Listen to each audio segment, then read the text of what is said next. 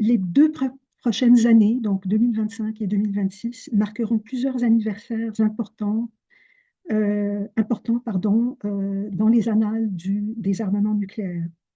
Tout d'abord, nous commémorerons en 2025 80 ans depuis les bombardements atomiques de Hiroshima et Nagasaki, et plus heureusement depuis la création de l'Organisation des Nations Unies et de la toute première résolution de son Assemblée générale, qui fixait déjà comme l'un des objectifs prioritaires de l'organisation la réalisation d'un monde exempt d'armes nucléaires. Aussi, 2025 marquera le 30e anniversaire de la prorogation pour une durée indéfinie du traité de non-prolifération des armes nucléaires. Nous reviendrons à ce TNP. Il y aura également les 30e anniversaires en 2026, respectivement de l'adoption par l'Assemblée générale du traité d'interdiction complet des essais nucléaires, malgré que ce traité ne soit jamais entré en vigueur, et le 30e anniversaire de l'avis consultatif de la Cour internationale de justice, la CIJ, sur la licéité de la menace ou de l'emploi d'armes nucléaires. Aujourd'hui, les principes et les obligations fixés par ces instruments que je viens de nommer et identifiés par la CIJ dans son avis, qui étaient déjà mis à mal, c'est le moins qu'on puisse dire, ils risquent aujourd'hui de carrément tomber en désuétude en raison notamment, mais certainement pas exclusivement, du climat géopolitique de plus en plus malsain. Donc, comme l'a dit Marc dans son introduction, les États dotés d'armes nucléaires modernisent et développent leurs arsenaux. On peut entendre prolifération, ils engagent dans la prolifération verticale. Certains de ces États déploient leurs armes nucléaires sur le territoire de leurs alliés non nucléaires.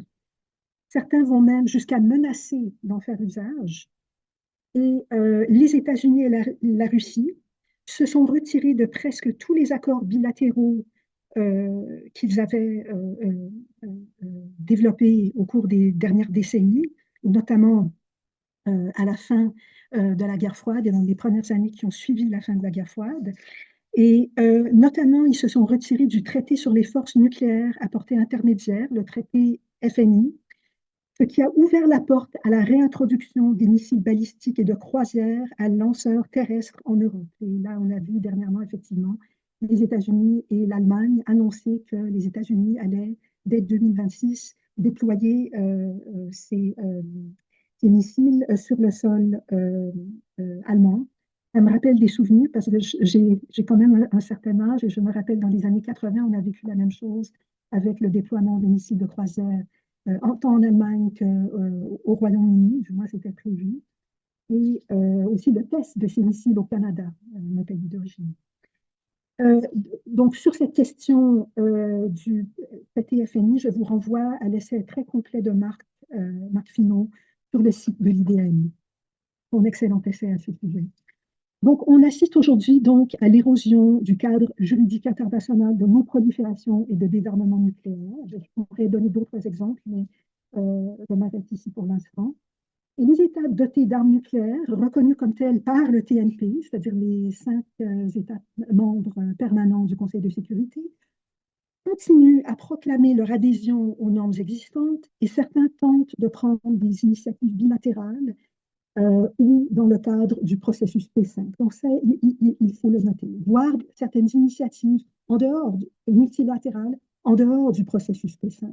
On peut penser à l'initiative prise, c'était lors du régime Trump, des initiatives prises par les États-Unis nommées pour créer les conditions pour le désarmement nucléaire, Creating the Environment for Nuclear Disarmament, une initiative et un dialogue qui avait été commencé à ce moment-là par les États-Unis, donc en dehors du processus P5.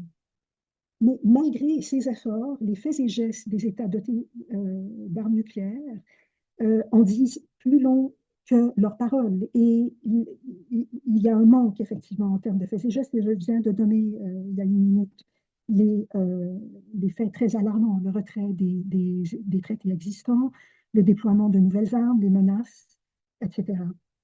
Le monde a bien sûr connu des tensions géopolitiques importantes par le passé, ce qui n'a pas empêché la conclusion d'accords multilatéraux et bilatéraux sur la limitation et la non-prolifération et des mesures de désarmement nucléaire par le passé. Il suffit de rappeler, par exemple, que le TNP lui-même, ainsi que le traité d'interdiction partielle des essais d'armes nucléaires, ont été adoptés au plus fort de la guerre froide, sans parler des accords bilatéraux entre les États-Unis et l'URSS, SALT I, SALT II, START I, le traité FNI lui-même, etc.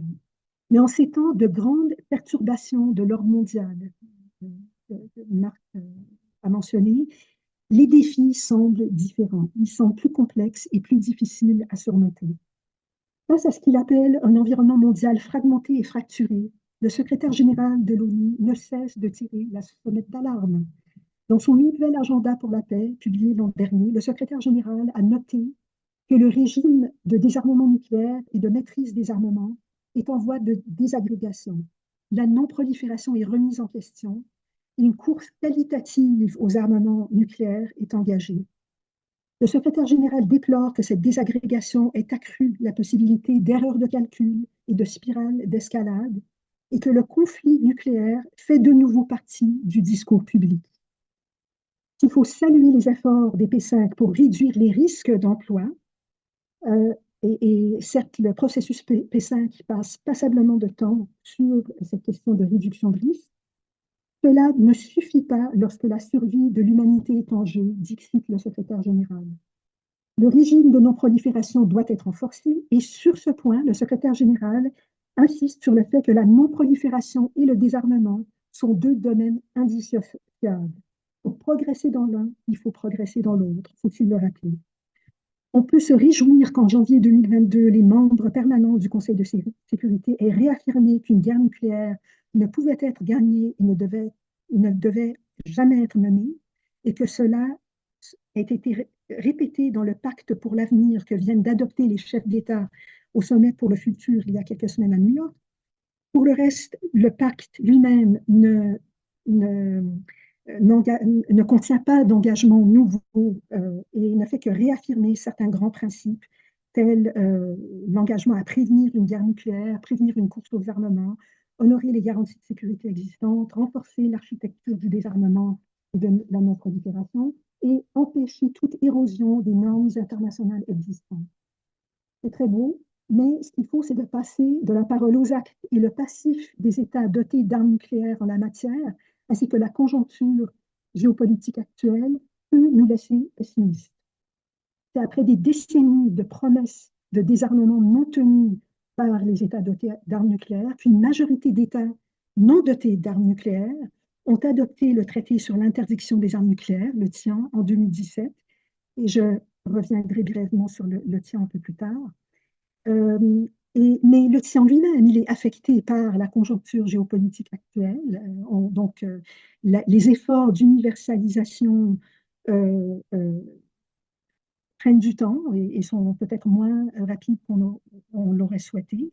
Mais cette conjoncture, au demeurant, risque de mener donc cette conjoncture négative, malsaine, risque de mener à un troisième échec de suite de la conférence d'examen du TNP en 2026. Donc, cette conférence d'examen aura lieu en 2026.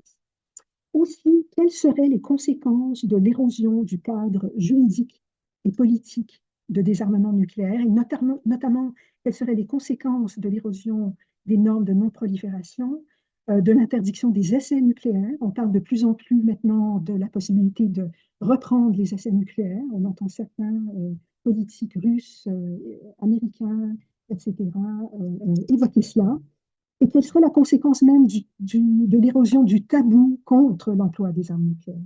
Et comment faire pour freiner et renverser cette érosion? Donc, dans le temps qui me reste, mon exposé sera divisé en deux parties. Tout d'abord, je regarderai quelle a été la promesse d'un monde exempt d'armes nucléaires et je m'attarderai en particulier sur le TNP, le traité de non-prolifération, et les promesses faites en vertu du TNP. Et dans un deuxième temps, je poserai la question de savoir, mais est-ce que le droit international humanitaire serait le dernier rempart face à cette érosion de l'ordre juridique international qui vient encadrer les armes nucléaires et encadrer la nécessité de son désarmement? Et je conclurai par quelques réflexions. Donc, qu'en est-il de la promesse d'un monde exempt d'armes nucléaires? Et ici, je voudrais simplement rappeler rapidement certaines obligations et engagements des États partis au TNP. Euh, donc, tel que l'a réaffirmé le traité sur l'interdiction des armes nucléaires de 2017 dans son préambule, le TNP, le traité de non-prolifération de 1968, est la pierre angulaire du régime de non-prolifération et de désarmement nucléaire, et sa mise en œuvre intégrale et effective est indispensable pour favoriser la paix et la sécurité internationale. Il faut tout d'abord rappeler le grand compromis, ce qu'on appelle en anglais le grand bargain, ou ce qu'on peut appeler aussi le quid pro quo, qui est au cœur de la négociation et de l'adoption du TNP il y a 56 ans, donc en 1968. Les 5 États, donc à l'époque, les 5 États dotés d'armes nucléaires s'engageaient au désarmement, c'est-à-dire à éliminer leurs armes nucléaires, et en échange, les autres parties au traité, les États non dotés d'armes nucléaires, s'engageaient à ne pas développer, ni autrement à acquérir des armes nucléaires, et à se soumettre au régime de vérification de l'Agence internationale de l'énergie atomique en vertu d'accords bilatéraux sur les garanties. Et ces mêmes États non dotés d'armes nucléaires recevaient aussi en échange le bénéfice d'échanges de technologies dans le domaine nucléaire à des fins, donc d'échanges de technologies à des fins pacifiques, de technologies nucléaires à des fins pacifiques. Maintenant, les promesses à la base de ce grand compromis ont été réitérées à la conférence d'examen de 1995 qui a prorogé le TNP pour une durée indéfinie. Donc le TNP devait, euh, à, à la base, au départ, durer pour 25 ans. Et ensuite, à la conférence d'examen de 95, on devait décider, mais est-ce qu'on le proroge encore pour quelques années ou est-ce qu'on le proroge pour une durée indéfinie? Il a été au passage, et on oublie cela, il a été prorogé, sauf erreur, mais on me corrigera. Je crois qu'il a été prorogé sur la base d'un vote, si je ne me trompe pas. Il y a eu un vote pour la prorogation. Donc ce n'était pas forcément par consensus, du moins il y a eu une discussion autour du vote à un moment donné.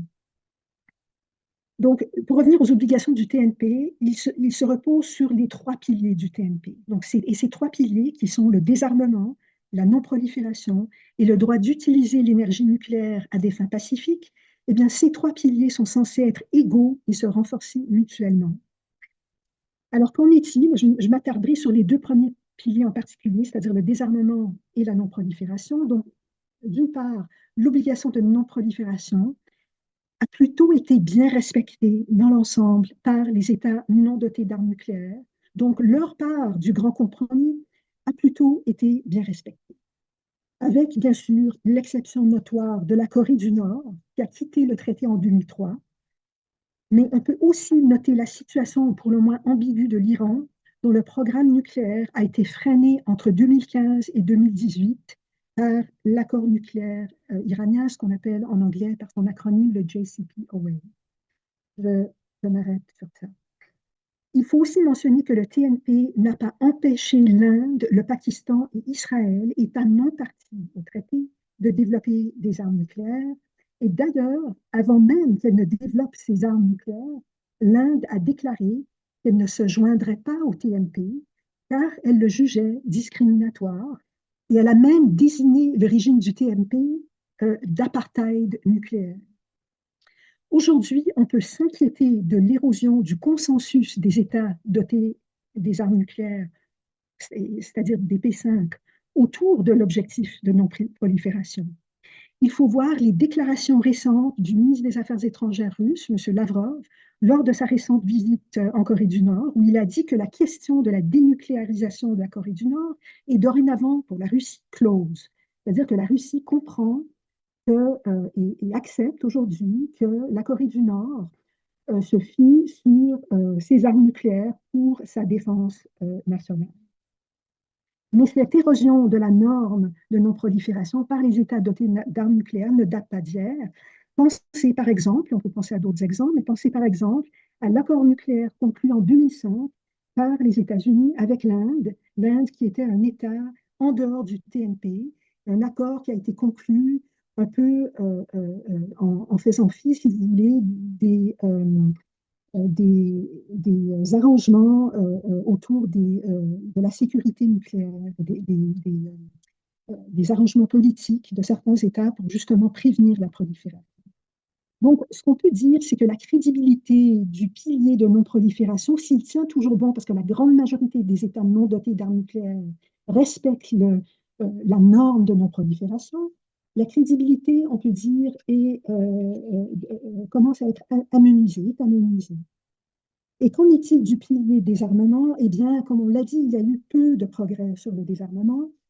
Le désarmement, donc, sous le TNP est consacré à l'article 6 du TNP, qui prévoit l'obligation de poursuivre de bonne foi les négociations. Donc, ça, c'est pour les États dotés d'armes nucléaires, qui doivent poursuivre de bonne foi des négociations sur des mesures efficaces relatives à la cessation de la course aux armements nucléaires et au désarmement nucléaire. Et d'ailleurs, cette obligation, en vertu de l'article 6 du TNP, a été réaffirmée par la Cour internationale de justice dans son avis consultatif de 1996. Et là, la Cour a même précisé qu'il s'agissait d'une obligation de résultat. Donc, pas que d'une obligation de moyens, mais bien une obligation de résultat. Malgré de nombreuses promesses, notamment dans les 13 mesures pratiques adoptées par la conférence d'examen en 2000 et le plan d'action en 64 points adopté par la conférence d'examen du TNP de 2010, on peut dire que cette obligation de désarmement est restée en quelque sorte lettre morte. Il y a eu très peu de progrès sur ces mesures pratiques et points d'action que je viens de mentionner adoptés par les conférences d'examen. Et comme on le sait, la conférence d'examen de 2010 est la dernière conférence d'examen qui a pu adopter un plan d'action concret et on craint pour la conférence d'examen de 2026. Donc certes, il y a eu des réductions importantes des arsenaux américains et russes en vertu de leurs accords bilatéraux conclus, comme je l'ai mentionné, vers la fin et dans les années qui ont suivi la fin de la guerre froide, mais aujourd'hui, il y a peu de progrès concrets pour mettre en œuvre les mesures de désarmement promises dans le cadre du TNP. Et aujourd'hui, bien au contraire, on assiste à des investissements massifs dans la modernisation et le développement de nouvelles armes nucléaires, ce que le secrétaire général des Nations Unies appelle par euphémisme, comme on l'a dit, le développement qualitatif des armes nucléaires. Donc, c'est un euphémisme en quelque sorte pour une possible nouvelle course aux armements. Et je pense qu'on pourrait même dire qu'on est carrément dans le début d'une nouvelle course aux armements. Donc, pour conclure, si on peut dire sur le TNP, donc, on peut dire que ce traité a contribué à la sécurité internationale pendant la guerre froide et a servi de frein à la prolifération des armes nucléaires sans prévenir complètement la prolifération. Il est soumis à des pressions et des tensions croissantes qui ne sont pas, qui, je dirais, ne sont pas seulement dues à la conjoncture géopolitique actuelle, mais aussi à cause de la non-réalisation du premier pilier du traité, c'est-à-dire la non-réalisation des obligations de désarmement. Donc, c'est bien la partie non réalisée du grand compromis au cœur du TNP. Et c'est cette non-réalisation qui risque de mener à la pérennisation des arsenaux nucléaires des États dotés d'armes nucléaires et qui risque de transformer le TNP en simplement un traité de non-prolifération, ce qui arriverait à la découture, si j'ose dire, du traité, qui pourrait entraîner la fin du traité ou bien l'obsolescence de fait de ce traité. Alors maintenant, je me tourne au droit international humanitaire et je pose la question, est-ce que le VIH serait le dernier rempart au développement incontrôlé, à l'éventuel usage des armes nucléaires?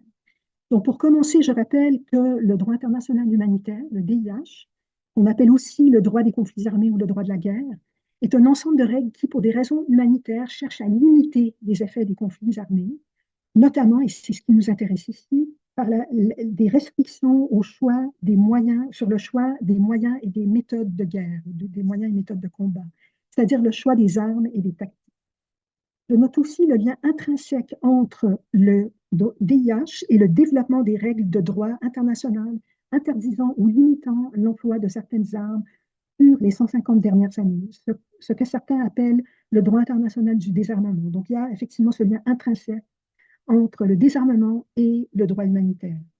Ainsi, a-t-on interdit et limité au fil des 150 dernières années l'emploi de certaines armes, donc certaines balles, les munitions, les armes chimiques et biologiques, les armes incendiaires, les armes à laser aveuglant, les mines antipersonnelles, les bombes à sous-munitions, pour des raisons expressément humanitaires et parce que les effets de ces armes enfreignaient à des principes fondamentaux de droit humanitaire. Plus récemment, en 2017, le TIAN, le traité sur l'interdiction des armes nucléaires, a établi l'interdiction complète des armes nucléaires sur la base du DIH, comblant ainsi une lacune qui existait en la matière dans le domaine des armes de destruction massive. Donc, les armes chimiques et biologiques étaient interdites, notamment sur la base du droit humanitaire, mais ce n'était pas le cas, du moins pas expressément, pour les armes nucléaires, et le TIAN a comblé ce vide juridique. Aussi, sur le plan juridique, mais pardon, ce qu'il faut dire, c'est que le problème du TIAN, en fait, c'est qu'il il n'a que 73 États parties, plus 25 signataires, qui sont donc liés par les objectifs et pour les États parties par l'ensemble des règles du TIAN, mais il ne lie pas les États dotés d'armes nucléaires qui ne sont toujours pas partis à ce traité. Alors, sur un plan juridique, la question de la licéité, de la menace ou de l'emploi d'armes nucléaires qui a fait l'objet de l'avis consultatif de la CIJ en 1996, reste toujours pertinente pour ces États non partis au TIAN.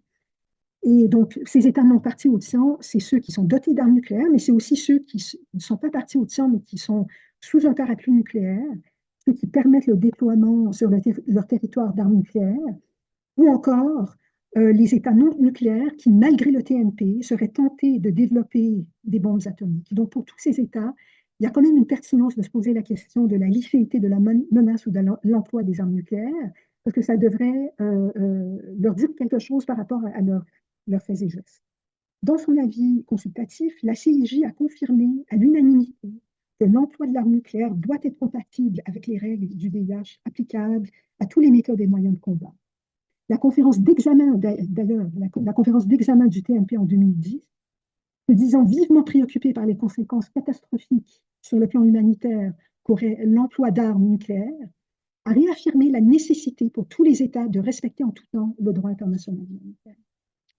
Dans sa politique sur les armes nucléaires, mise à jour il y a 4 ans et enfin publiée dans la Revue internationale de la Croix-Rouge en juin 2022, le CICR, le Comité international de la Croix-Rouge, a conclu sur la base de son analyse actualisée des effets des armes nucléaires qu'il est extrêmement douteux que les armes nucléaires puissent être employées de manière conforme aux principes et aux règles du DIH, notamment les interdictions des attaques sans discrimination et des attaques disproportionnées, et des règles découlant du principe de distinction visant à protéger les populations civiles, l'interdiction d'armes susceptibles de causer des maux superflus ou des souffrances inutiles, ces règles visant à protéger les combattants, et les règles visant à la protection de l'environnement naturel. Construisant sur l'analyse qui avait été déjà esquissée par la Cour internationale de justice dans son avis consultatif, le CICR a notamment tiré les conclusions suivantes, et je vous demande de garder à l'esprit, par rapport aux conclusions que je vais lire maintenant, de les garder à l'esprit en lien avec ce que l'on sait des doctrines nucléaires des États dotés d'armes nucléaires. Donc, le CICR a conclu que de diriger des armes nucléaires contre les populations civiles ou contre les biens de caractère civil tels que des villes entières, ou bien ne pas diriger une arme nucléaire contre un objectif militaire spécifique, violerait le principe de distinction. Aussi, l'utilisation d'armes nucléaires contre des objectifs militaires situés dans des zones peuplées ou à proximité de celles-ci constituerait une violation de l'interdiction des attaques indiscriminées et disproportionnées. Et même si ces armes sont utilisées loin des zones habitées, les souffrances infligées aux combattants par l'exposition au rayonnement, la contamination radiologique de l'environnement et le risque de propagation des rayonnements causés dans les zones peuplées font que c'est extrêmement douteux, donc on revient à cette conclusion, que c'est extrêmement douteux que l'arme nucléaire puisse être utilisée conformément aux règles du DIH visant à protéger tant les combattants de l'environnement naturel que les populations civiles. Et je dois insister sur le fait que pour les fins de son analyse, le CICR ne distingue pas les armes dites tactiques des armes stratégiques. Il faut noter ici que le TIAN rappelle dans son préambule les principes et les règles du DIH que je viens de nommer, mais il va plus loin en affirmant que tout emploi d'armes nucléaires serait contraire au DIH. Et ceci me ramène à l'avis consultatif de de la Cour internationale de justice, en particulier à son dispositif sur la question qui lui était posée, la Cour a pu conclure que la menace de l'emploi d'armes nucléaires serait généralement contraire au DIH, aux règles du DIH. On aurait espéré que la Cour s'en tienne à cela. Elle a poursuivi par un vote de 7 voix contre 7 et la voix prépondérante de son président qui a mené le vote en faveur de cette conclusion pour dire qu'au vu notamment des faits dont elle disposait, elle ne pouvait pas trancher sur la licéité ou l'illicéité de la menace ou de l'emploi des armes nucléaires dans une circonstance extrême de légitime défense dans laquelle la survie même d'un État serait en cause. Autrement dit, la majorité de la Cour a refusé de répondre à la question dans ce scénario de circonstances extrêmes de légitime défense dans laquelle la survie même de l'État serait en cause. En somme, la Cour n'a ni confirmé ni infirmé la licéité de la menace ou de l'emploi des armes nucléaires dans un tel scénario. Elle n'a simplement pas répondu à cette question.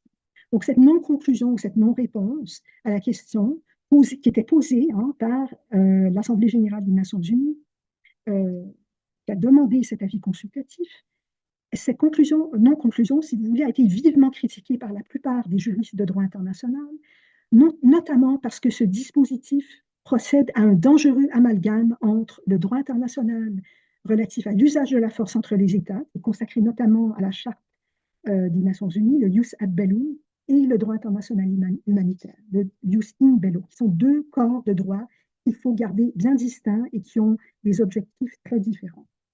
Et que de permettre cet amalgame ouvrirait la porte à une permission de passer complètement outre au DIH dès lors qu'un État se considérerait en situation de légitime défense luttant pour sa survie.